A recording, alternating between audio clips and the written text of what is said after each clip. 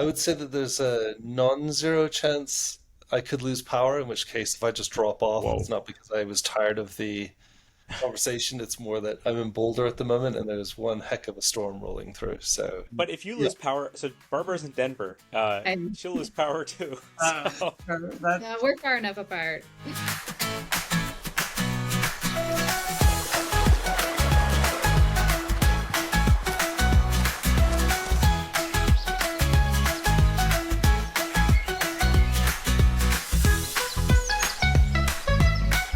Hello, welcome to Success Talks, where we talk to great people about cool stuff they're doing in success. And today we are meeting with Polly. So I know Polly from when I used to run the Slack platform, and Polly did a really great job, candidly, filling in a lot of the space that Slack left in terms of engagement. So Polly did a great job driving more engagement to Slack and a much improved experience for our Slack users. So I would say as a product person, filling in a bunch of areas where users really needed a richer experience inside of Slack. So I've known the Polly team for quite a while. I'm trying to think, well, how long? It's been, what? bro, ever since you joined Slack, which was probably 5 years ago now, Yeah, it's maybe probably more. something like that. Yeah, maybe, I don't know, time flies. Anyway, well, I've always been impressed with the company. Bilal, you're the CEO and co-founder. We've been working with you guys for quite a long time. I really also love the culture and the innovation that you guys have brought to bear. So I just thought it'd be fun to talk to you guys. And so we've got Bilal, you, yes, co-founder and CEO, and Barbara as the VP of Operations, just to have a chat about what you guys are up to. So it's a pleasure to be here. Always great to chop it up, and yeah, excited to share our experiences on platform success and everything in between. Sounds good. Yeah, cool. So why don't we start off something light, uh, which is really less about Polly, but maybe a little bit more about yourselves. So what do you do outside of work, and not when you're not building a scaling startup company that you do now? I am a little bit of a fitness junkie, and right now my current project is finishing up my home gym, and I'll put heavy air quotes around finishing because it's never done. So I'm probably on the third iteration of this. But yeah, I recently hit 40 and I was like, okay, I got to take this super seriously. And this has been like a heavy project, top of mind for me.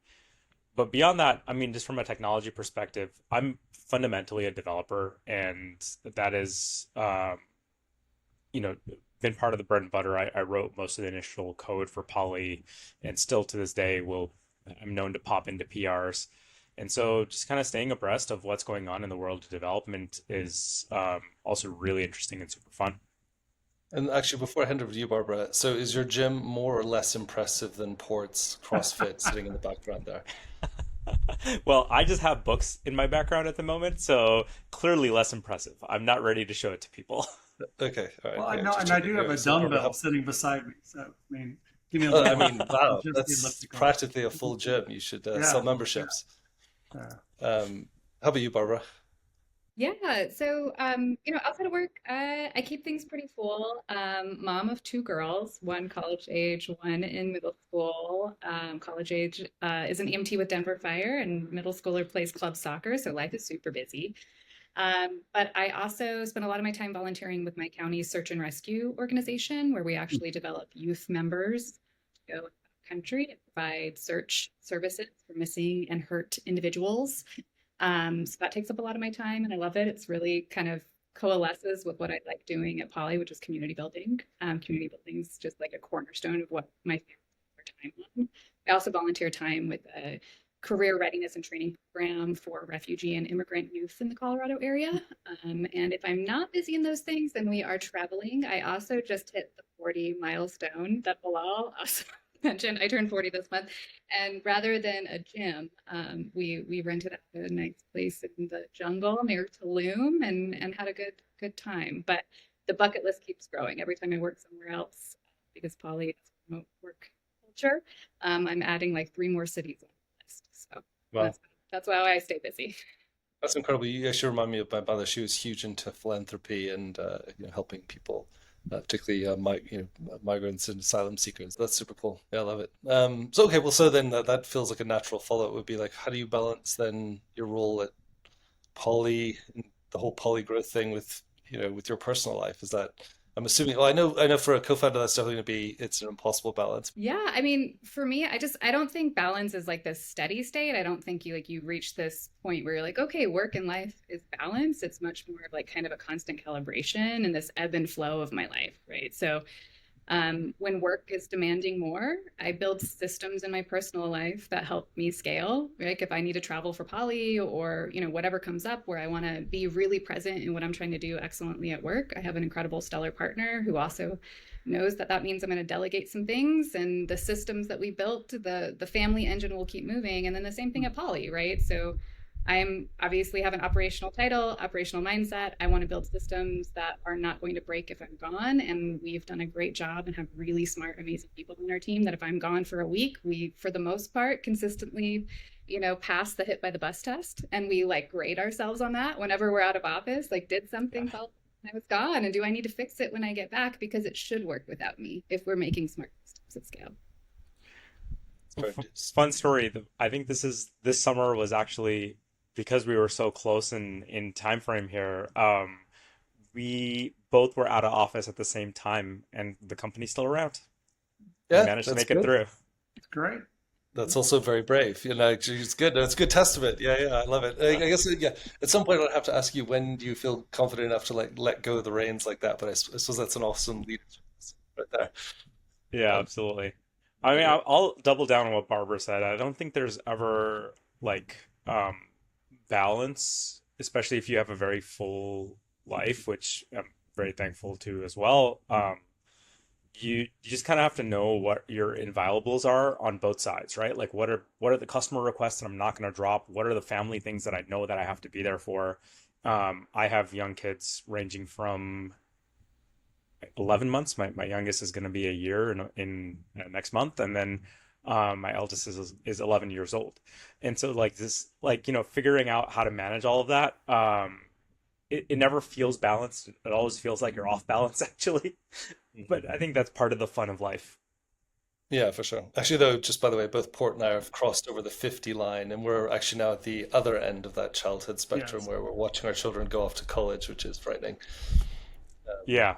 Mhm. Uh, Anyway, my mom always told me like after my firstborn was she was just like, hey, just that your sleep is never coming back. Early on it's for physical reasons, and later on it's for emotional reasons, but you just don't sleep nearly as well once you are a parent. this is true. It's a Exactly. very, very, Agreed. say, Agreed. My oldest left, moved out of the house this past summer, and I think my sleep got undeniably worse for Yeah. for that adjustment period. Actually, as an aside, I remember a friend of mine saying to me, "Is like there's like when you have a child, there's like 10 lost years where you just have these 10 years where you kind of just have to agree that your sleep's going to suck. You're not going to be able to do any things you want to do. You're going to have to put projects on hold." But anyway, not to sound. well, and Bilal, I mean, I think it's an interesting story because um, we started Poly when I was on paternity leave for my with our first. So the company is exactly 11 years old, same as my eldest daughter. And so it was like for me, like startup and parenthood has been completely and 100% intertwined. And it is yeah, I mean I think the only thing I have to say about that is this, like I never feel balanced. It's always off balance, and it's just like how can you do the things that you need to do in both sides of the personal life and work life to keep moving the ball forward and do understand what your limits are. Every now and again, I'll also realize as I've gotten older, I can't cut back on sleep. We also have an international team now, which means that there are some nights that we end up working, and so it's been an interesting balance, just kind of trying to figure out where to put time, energy, resources, and the best of yourself. Yeah, and I think you get the reps in, right, of calibrating like what's most important. Because I would say earlier in my career when I was trying to find that balance of younger kids and going really hard at my career at the same time, burning out on both things was like the ultimate, reality of just kind of not having enough like decision making reps, right? Of like what truly is the most important thing right here and what can't, like you said, Bilal, what can happen without me actually being in the mix on it. And there's actually a lot of stuff that can on both sides of it, right? Like my partner and my kids are super capable of figuring out dinner. It might not be what I decided to cook, right? But they might order a pizza, but that's great.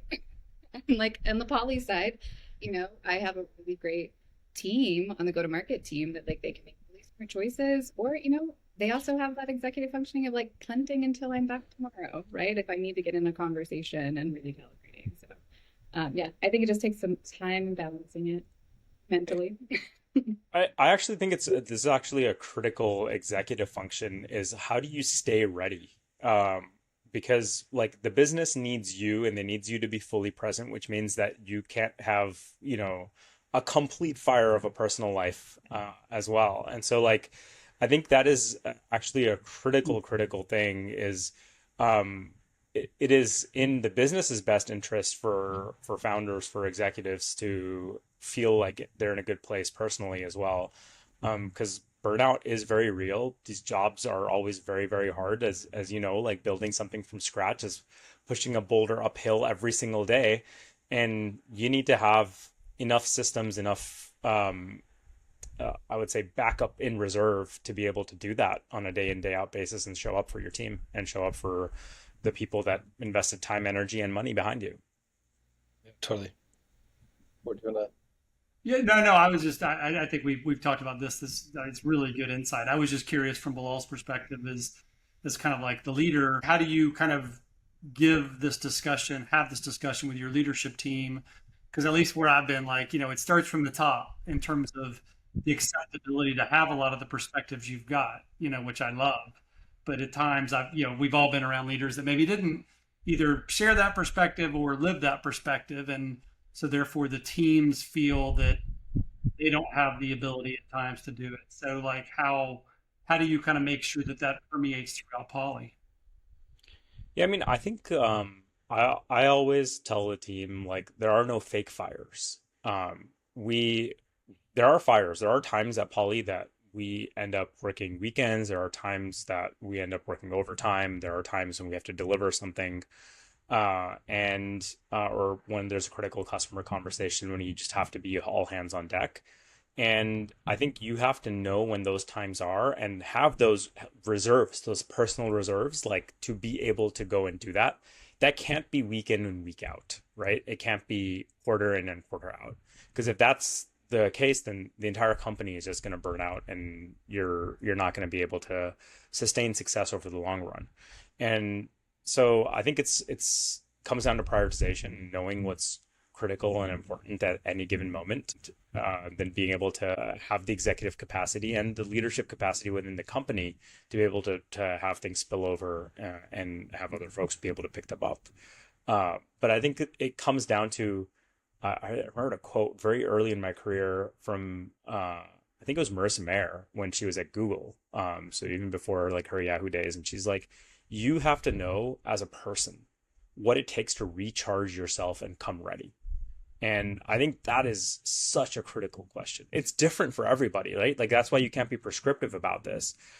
Some folks, need a weekend in the mountains or, like 90 days off to go to Tibet. Like people have different needs and different motivations.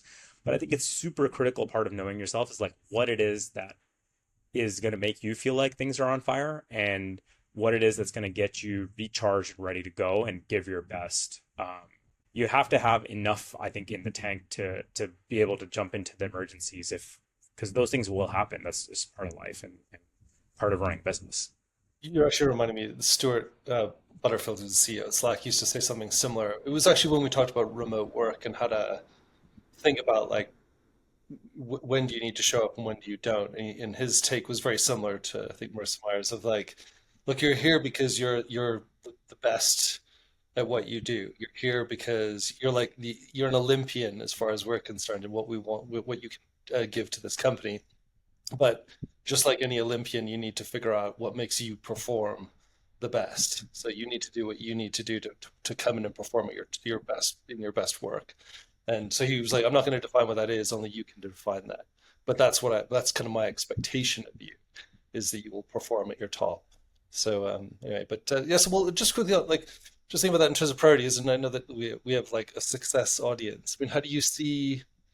I mean, I guess how has that played into how you think about success at Poly. I mean, we saw a bit of what you were doing and we're super impressed. And Barbara, we spoke to you and just saw the systems you guys had, but tell us a bit about the evolution of success. I mean, you're a product-led company.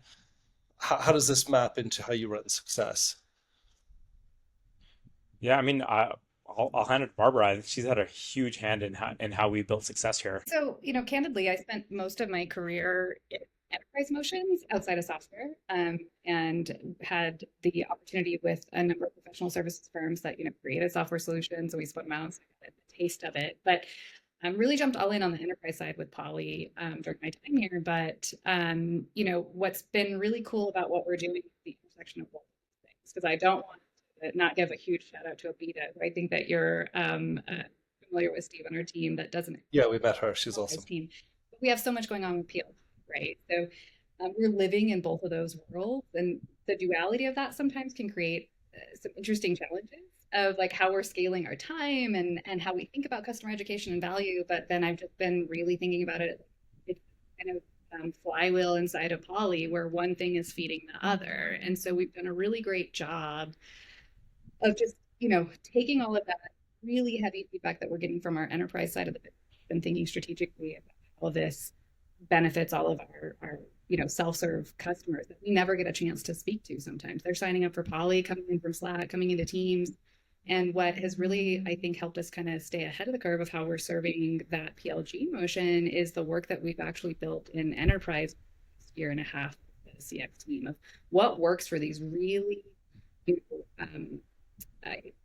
customers that are going to give us like higher scrutiny to like the level of customer service that you provide. The level of support that's low touch, high touch, the quality of what we're doing. And we're saying, how do we replicate that in the PLG motion so that folks that are getting introduced to Poly from moment one are having their questions answered, they feel like they're being, pulled along. We have a lot more work that we're excited to do, where we're experimenting some things to also free up our time. The more self-serve customers have, the more touch points that we have. An example, how we've thought about things in teams, like the recent release of customization and branding feature, that was really like enterprise driven with the feedback that the CX team was getting. Tons of time with them, deep demos, helping them create use cases and solve these problems. We're super excited that product, feature launches, and we're working with those enterprise level teams, but then we're immediately disseminating that to the PLG motion of like, what does a self-serve customer care about in internal comms or internal events around branding and customization? And we already have the script, and we already have everything ready and locked and loaded from a help center and low touch capacity.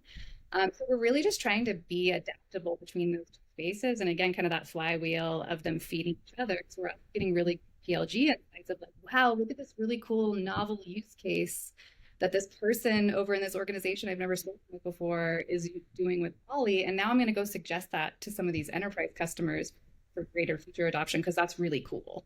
That is actually super. I've never actually heard that kind of idea of using the PLG kind of like you get such I mean, you guys have a huge adoption user base, so there must be so many interesting use cases you hear about that kind of bubble to the top. And I love that idea of like then feeding that into your enterprise like engagement for expansion. That's super cool. Yeah, yeah. Yeah, I mean, I'll just build on that. I think ultimately what business really is, and I mean, you all have spent a lot of time in and around Salesforce. I think they do a masterful job of this, but it's really about you earn the right to do the job that needs to be done, right? We are all as product leaders familiar with this jobs to be done framework, but how do you get someone to pick you for that job? And that ultimately comes from a combination of obviously product, but then also relationship and service and use cases and education and marketing and all of those things that go into it. But you have to earn that right. And so I've really looked at success as a way to build relationships to be able to earn the right to do business with those customers over and over and over again. And in a subscription business, you're re-earning that right at every renewal. And so, we have obviously at the core of this is like the product and how people are using the product and the data that spews off in terms of usage and active users and all of that. But it's also like a really deep understanding of what these folks signed up for, what it is that they're trying to execute, and how well we think we're doing at helping them accomplish that. And then, hey, what are the new jobs that we are trying to get customers to sign up to do with us? Have they adopted those jobs? how many of these jobs have they adopted? But I think fundamentally, and this is like something that I really admire from Salesforce, is like they just keep building the business to earn the right to do more jobs and to keep your business with Salesforce. It's a model that we aspire to in terms of how we run success at Poly as well. Yeah, I love what you're saying. Like, yeah, it's a fantastic. Yeah, I love that. I do think there's something really big in like kind of earning the right. Actually, we've actually taken the view, um, maybe contentiously, but I don't know if it is. But actually, often like success feels like a breeding ground for the next generation of CEOs. I mean, well, you're a CEO, obviously, but like because of really understanding, earning the right, earning the business of the customer, so that you can continue to have that ongoing relationship with them, feels like something that's inherently a skill. That's the proving ground is its success function. You have to rally all the people from product and marketing to sales to customer to support services to try and figure out this complicated equation of how do we make sure we deliver on the thing we promised, which I kind of feel is a characteristics of the best CEOs out there. And I think it's something that Poly has definitely been very true to its brand on, delivers on what it says. So, So I mean, I think it like that's what what it comes down to.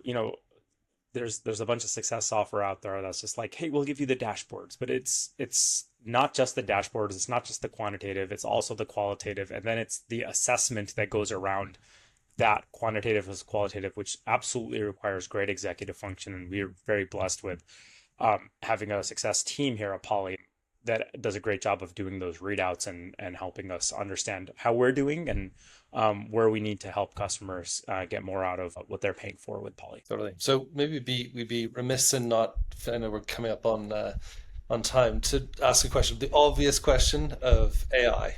Where is that fitting in your success story? Are you deploying AI much in success? I'm sure you're using it in the product, but are you using it in? Yeah, absolutely. I mean, I think actually, if I'm not mistaken, go to market initially is where we started with our AI implementation journey at Poly, and success is a really big part of that. Because the thing that you have to remember at most product-led companies, your first touch with the customer is well before a human success manager looks at them, right? Like they're just interacting directly into the product, coming in somewhat cold in the traditional like sales parlance, if you will. But you're looking at data points at scale and trying to build a story out of them, and those are things that like that AI does really really well. We use HubSpot internally as our CRM, and adopting to some of the things that they've been putting out in terms of account summarization, how we do notes, how we do data point matching across different tools, has been some of the early wins in AI. I've actually been was at a CEO dinner recently where folks were talking about like what is the crux of customer conversations, and like like how do you derive intelligence from customer conversations. And there's a bunch of players in this space, Gone being the one that we use, but like there's it's an entire category in and of itself, and I think that's been a great help in just trying to get us helping us understand how things are going at scale, especially as we're ramping new folks in the team. Yeah, and we're also in the early stages of starting to work with agents, AI agents, triaging issues, recommending help center content. Really cool things that I've seen in that work that our team's doing is that it's actually helped us get faster with maintaining and updating any gaps in our help center or the materials for education we're providing our customers, because we're in such a fast cycle of product release and enhancement right now too. Like our devs are so busy, then we've got to follow behind. And the thing that we're being smart about is that we're just giving it a lot of guardrails around not, triaging an automated, human to bot conversation, but it's been really cool. And it's helping us, I think, scale with the PLG motion while increasing count too significantly, but also just freeing them up to do cooler work, right? Versus kind of answering the same help question again and again in a chat. Actually, it's funny you should mention because I think that was a conversation that came up. But funny enough, at the HubSpot AI Summit that I attended, and it was the CEO of Michael, I've forgotten his name, of Atlassian. I should know his name because he partnered so much with Slack. But he made that point of that a lot of the rollout at Atlassian was hindered if they didn't couple it with human joy. Like because the feedback that they got was, oh, great, I get 25% more productive or 20% more productive. Well, if I'm 20% more productive, does that mean I can have Friday off? Like what's the plus side? So the plus side to me is what I get more work now. I get 20% more work to do. So actually kind of kind of selling that vision of doing the things that are more enjoyable, I think is really key part. It's just getting people to want to use it. Absolutely. I Um, mean, I think we all like at a certain scale of company have this like incredible depth of work that we can never get to. Um, that we think is important, valuable, and useful to our customers. And I think one of the things that we are able to do is just like, I mean, you have to be ruthlessly effective at prioritizing because now like the speed of getting different things done has changed as a result of this. And so that effectively reshuffles the stack, but it also enables you to get ultimately to more customer delight, which earns you the right to do more jobs with that customer. Super cool. Is there anything you think we should be discussing in the success industry that we're not talking about enough? Yeah, I can jump in with that. I think it piggybacks on some of what we were talking about with AI, right? So a lot of my role in my time so far at Poly has been kind of like building what our team looks like and what we want. I think it's really, I would love to hear from other leaders in organizations, maybe have even larger teams of like how you're thinking this is shaping the CS career ladder. Because like you just mentioned, Steve, that you think that this is, where future CEOs, it's like that breeding ground, right? And you're developing that customer sense and you're getting those reps and you're learning these things. When we start taking away this like junior level of activity of getting into these accounts and talking with people and just all of that is getting done by AI because we're more efficient. How do we think about that career ladder, and is there a midterm challenge associated to who are your next senior level CS team members if they're not getting those moments that I've been thinking a lot about that. If you bring somebody in and you've got all this figured out, them up, I think those could be some interesting conversations operationally in the practice of yes. Cool. Yeah, makes Yeah, sense. for me, I think it goes back to the relationship aspect is like how do you build and scale relationships um, more authentically with true um, with a true spirit of partnership and a true spirit of service, which I think is what the best success teams do. And I think that is going to be the most difficult question. And, I mean, frankly, like that's part of what we're trying to figure out from a product perspective as well.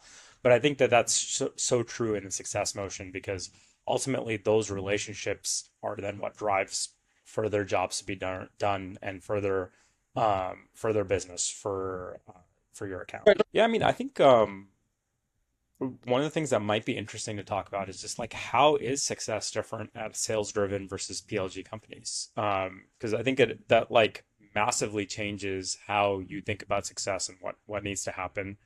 Another thing that could be interesting just for your listeners would be just like how does success play into retention?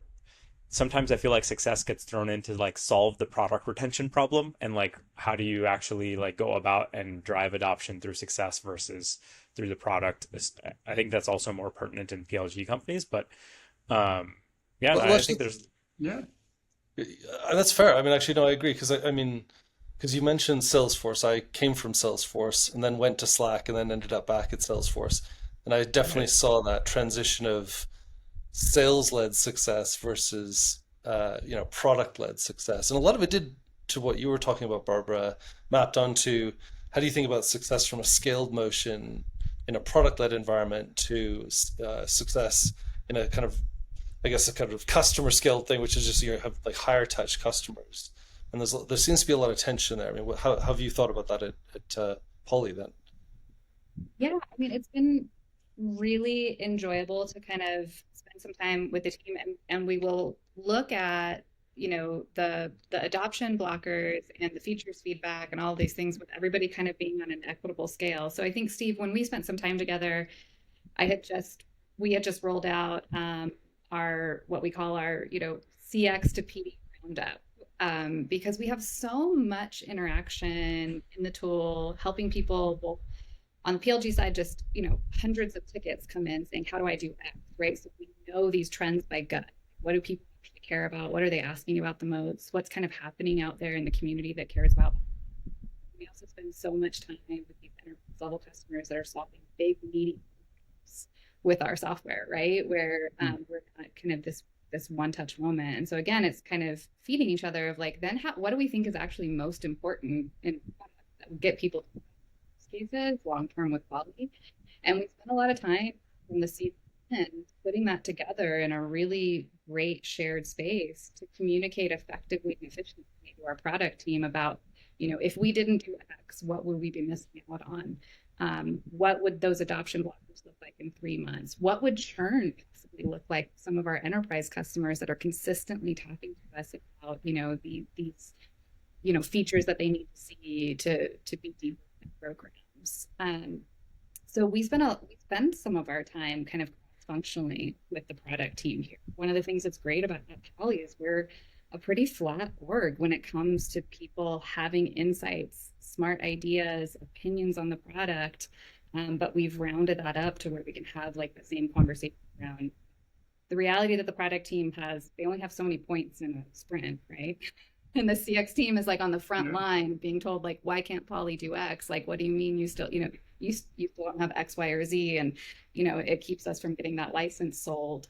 And it's just this really, I think, healthy place to talk about it and share the CX perspective with the product team.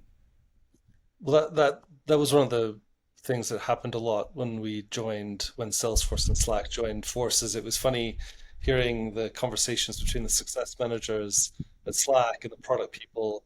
We're used to kind of like, hey, we build things to make sure that the user is happy and successful. Then there was the enterprise Salesforce side of the house. It was like, hey, we've got $150 million TCV deal on the table. We're just going to build things that they need to be successful.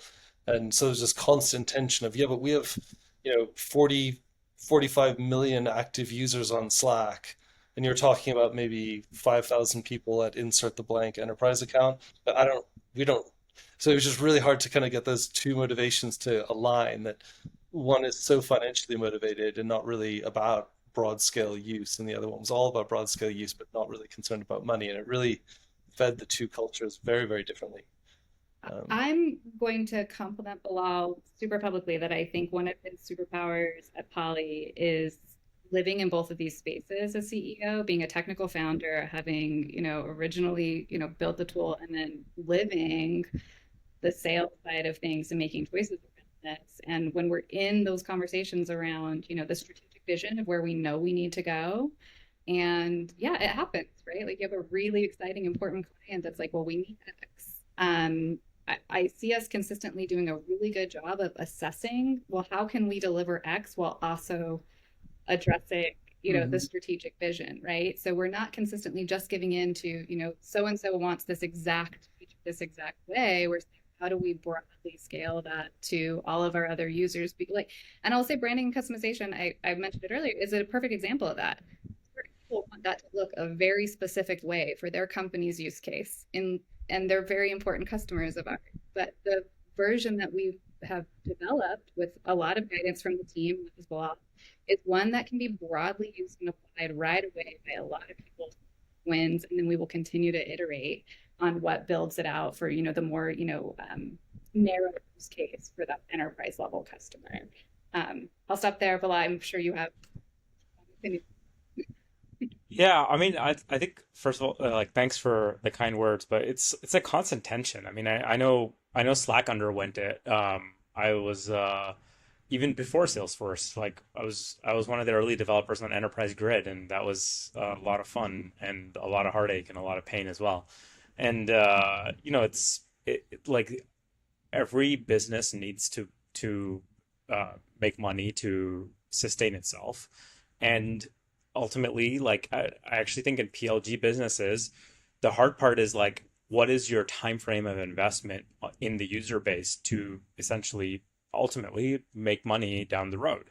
And I think that's something that it's really difficult to assess with just a quarterly sales target. in front of you, but it has to be like you have to keep in mind the long-term health of the user and the user base and the customer base. And you know, I'm a computer scientist by trade, and so like for me, it's always a translation function. There's some lossiness there, but there is like a scaling factor where like if I do this right on by the user base, eventually that's going to turn into a Y amount of revenue because those folks will continue to stay with us, continue to pick us for the jobs that they need done, and eventually that'll turn into real dollars. And so I think the best PLG companies can navigate that tension really, really well because it is super important to have quarterly targets as well. Like you need to be able to run the business on both sides of it and to manage the short term and the long term. And as founders, like this, right? There's always this tightrope of like existential survival versus the right thing to do long term for the business. And I think that becomes more true when you have a PLG product where you're essentially giving something away for free to monetize it later. Yeah, it's fair. At Boomi, we could have created this principle of like build on versus build in when we were trying to like push a little bit more down market. We're like, look, enterprises are used to the complexity of it doesn't do all the things.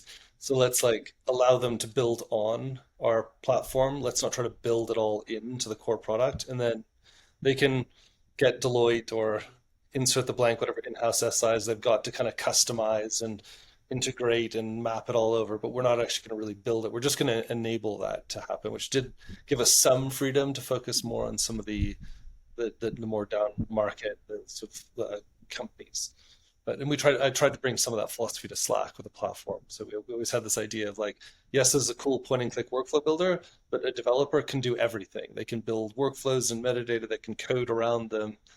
So anyway, that was just some of the things that we did Yeah. to solve the problem. Well, and I'd be curious to hear both of you because I think the other thing at Boomi that I felt like we got better at over time because we were not great at times at just building one-offs, satisfying a customer for a moment, but not really having a sustained way to support that one-off. But then we got better at that. I think with Steve came on and we got more into the build in versus build on. But then we also, when we did build things for, hopefully more thematic for customers, trying to really hold ourselves accountable across the org about like, how do we now go monetize this in a much more pervasive way? Because that's just not a product thing. That's like, okay, success. Are y'all talking to everybody about whatever it is this is? Do we have any marketing campaigns behind it? How are we enabling sales?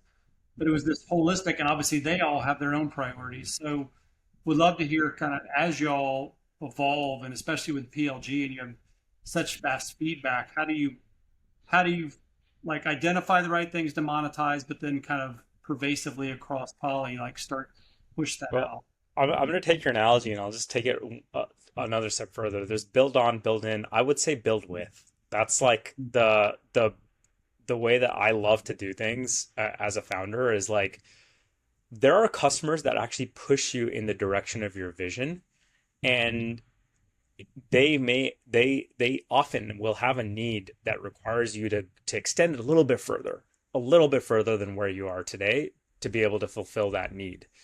And as long as they're in the right direction, I'm a huge believer in reaching for those because that helps you build with for the right audience and at scale. And it's just so motivating as a team to actually like help the customer succeed in what they were trying to accomplish. And so I think that's like something that success teams do incredibly well when they're at scale is like, who are the right customers to build with? How do we bring that feedback and package it up in a way that the product team can actually build with it? And how can we navigate this whole like, all the stakeholders to find that moment where you can really light this up? I know Slack had these early wins with some early customers, and like truly were building with in the early days. And I'm sure like at every kind of major feature launch, there are several folks. You know, I was on the developer advisory board of Slack for a while, and I think that's a great example of building with the customers. Customer advisory boards are great for this as well. And I think that is really like what you need, both in the early stage, but honestly at any stage of a company. It's interesting because I suppose like what you're getting into there is that sort of classic dilemma where, this is something that Port and I lived, which ran success as the COO. He ran the function. I ran product at Boomi, but we were always caught in this area of like, yeah, this is a one-off, yeah, but what's thematically? I'd be curious to see, like, I think build with it. I agree. This Love idea of that. partnering with key accounts that are aligned with the vision is a fantastic thing to do. But then, of course, it does require a really good relationship between success and product. I think it requires strength in both departments. You have to be a very strong product manager to be careful and thoughtful with the holistic view of the product. And you have to be very careful as a product, as I would say, as not somebody who's actually had to live this function, but as a success person to make sure you're kind of really being careful about the things you're going to die on a hill on versus the things that maybe you can give on. I don't know if you had situations like that. Yeah, absolutely. I mean, we constantly are navigating that tension of like especially at Poly, we're a multiple ICP product as an ideal customer profile. We have multiple folks within an organization that can be the buyer of Poly. And so you'll have like conflict between folks that are in sales enablement versus internal communications versus traditional people operations, right? And like what they need are actually different things from the product. And so, like, which persona are we really focused on? Where are we trying to take the product? But I think when you have an idea of like where you want to go and you find the customer that is going to help you get there because they have the same vision of the world and they see the world in the same way as you, it's magic. It is absolutely magical. And it enables you to go so much further, so much faster because your feedback cycle becomes really fast, your ability to iterate becomes really fast, and your team is just super motivated because it's a super clear goal of like, hey, we're not hitting this arbitrary date. No, we're helping X customer launch Y thing on X date because this is so important to their business. Super cool. It's great. Any commentary on that port as a No, no, former I love it. I focus mean, point? I love the build with. I've never really thought about it that way, but I love it. I mean, I think we could have like we could turn that whole build in, build on, build with into a whole different discussion. But um, it's just that constant friction that's there. But there's just so much value that success brings to product. But the product can, it's just this loop, and if you can get that loop going, but it's just and I think in a sales led environment, it can be harder to unlock that loop. Candidly, I think product led lends itself to that, to much more Well, I extent. think there's something to be said for, I think, actually the fact that while you're a product leader, Yes. CEO, you're kind of purpose built to kind of help manage that. Yeah.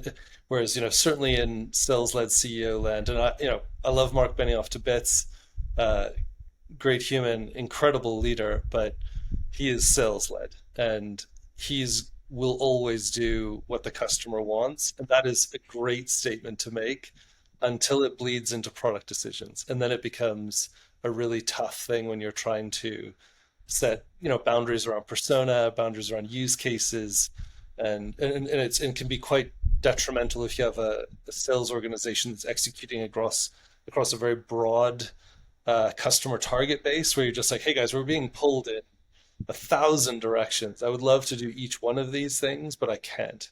I can't do Yeah. all of these well. So you end up with these very like one-off solutions to get customers successful, and you end up with code that says, if big customer equals true, do this, and that code did exist, may still Yeah, exist so inside so Salesforce. I before Poly, I started my career in Microsoft and Microsoft Windows kernel. I kid you not, deep in the Wow. operating system, like in like header files, there would be like, if this processor, then you run like the boot code of Windows this way. And a lot of that, there's technical reasons for that, but there's also business reasons for that. Like when you have deep partnerships and ecosystems like Microsoft had built in the hardware world. Uh, and yeah, I mean, it can be nightmarish to challenge like as a I remember like looking up, it's just like, let me just do like a blame on how old this code is. And it's like, yep, it's been here for 18 years and somehow still runs. So, um, but it makes the system like really, really difficult to maintain and navigate. And you have to run garbage collection on that kind of stuff from time to time, to ensure that you're actually doing the right thing by the customer. Yeah, totally. Say that our um, both of our teams, product team and the CS team, has like a really healthy relationship around kind of assessing, not getting like too cautious with things, right? And going so far down to edge cases. And we have like a really healthy culture, I think, of like calling that out with each other. Like I can get really close to a customer that I spend time with. And I love building use cases with them. I'm like, oh, let's solve this. That program's going to be so cool. I can't wait for us to both be celebrating at the end of this. And it's like, wow, and you're the only person that's going to use this new feature in this very specific way. I need to zoom out. And I think we're really good at calling each other out on that. And Bilal as well, in terms of just kind of like bringing you back to kind of, planet Earth for a little bit of just like, hey, what's the baseline to solve the base of their use case today? Like we're deep in future releases around quizzes right now. How are most people going to use a quiz function? And that's going to solve 90% of your customers' requests. And then we'll build on that, the icing on the cake of what that customer wants later on. But we have to come back to that core and not kind of build this edge case to start from. I find myself, because I love, like I said, I love building with customers, and I'm like, oh man, and if we added that, and if we added that, and you just have to come back down to reality before you're saying, hey, product, like, let's go make this really unique, kind of crazy quick function for, one person on the planet that might like it. But yeah, I think we have a really healthy team culture to be able to have just this conversation if we're getting unreal what we're doing. And we have a strong product team outside of Bilal as well. And that's including the owners and our devs that like really get into the specs with you and spend time together creating smart solutions from day one that we can build onto rather than kind of having to like rework everything later. And Yeah. I'll just say, like, in terms of keeping that relationship, it's like any relationship. It can be healthy and amazing if it's done well, and it can be really difficult and toxic if it's not. I think the key thing there is expectation setting. I think what ends up happening in organizations where you're behind the eight ball and stuff like this is that you're overcommitting and under delivering, or folks are on the front line trying to get that deal done, and they just kind of blurted something out that now the company has to stand by or it loses credibility, or you're just trying to make a number and that number is absolute line in the sand and we have to hit the number and the number is the only thing that matters. And so like I think what I would say is our secret sauce or our success between that product and success line is like being incredibly careful on what we're committing to and when we're committing to them. And so like we actually have like a very specific process for customer commitments, and like it gets communicated out well in advance, who can do it, how much can you do it, what is the kind of time frame that's required. This is where I mean it does help to have a team where like you're more product centric, because like we'll have a good idea of like how big things are. I think that's another area where companies can get a little bit out of whack, is that hey, this feels like it should be a two-liner for my dev team. And like, so like I just went out and said that we should be able to change this text. And it's like, no, we have like regulatory reasons that we can't change this text, and compliance and all of this kind of stuff. Like, how could you commit that? And I think those kinds of things are places that we are able to avoid today by having that really tight feedback loop and having a lot of iteration there. Yeah, that's interesting. I mean, yeah, certainly Boomi, I think we struggled with that, getting that right. And eventually we actually we got to a point, I think, where commitment and kind of, that was so broken sufficiently that we actually had a coming together of success and product, and had a real like kumbaya moment where we all sat around a table and talked to each other about like, what exactly do you do? Like, explain your job. Like, actually, explain it to me as if I've never had a job in technology before. And we both product and success did it. And actually, it was amazing how many people, even after that initial discussion, were like, "Oh my God, I didn't realize that was how product worked or how success works." So I think that collaboration, that joint commitment tracking, is just so crucial. Because the motivations are different, and the worlds are very different. So cool. Yeah, love it. Well, maybe one last question to build off of that. If given that y'all are a really remote first company, how Bilal are you kind of curating, making sure people are maintaining, building, because it clearly sounds like y'all, certainly you and Barbara have a great relationship, but how do how does the company make sure that's continuing? Yeah, so we are remote first, but I absolutely believe in person. So we take whatever opportunities that we can to get together in person. We have an annual team offsite where everybody does get together, and we have some structured, some unstructured activities there. Um, we have weekly all hands that we use just to kind of have that back and forth. And this part of what Poly does is that we enable you to run great all hands by making it more engaging, making having questions queued up ahead of time, enabling things like anonymity if you need it. And so the key thing is just kind of open door and then critical policies in place. So like we have a regular performance review cycle, we have a regular customer success cycle, we have a regular sales cycle. So this is like I think setting clear expectations.